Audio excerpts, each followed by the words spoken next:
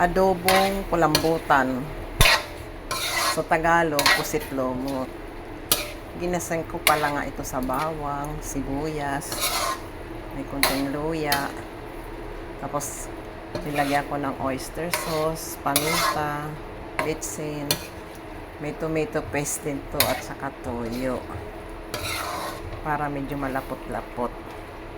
Pinakuluan ko muna ito sa Sprite bago ko iginisa. Para mawala yung lansa.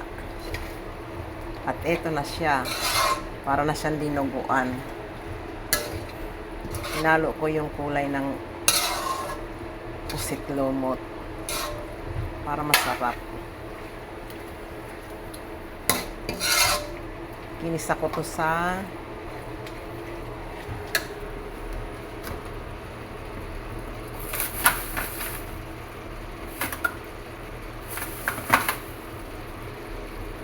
dairy cream. Dairy cream pala yung ginamit ko dito na oil.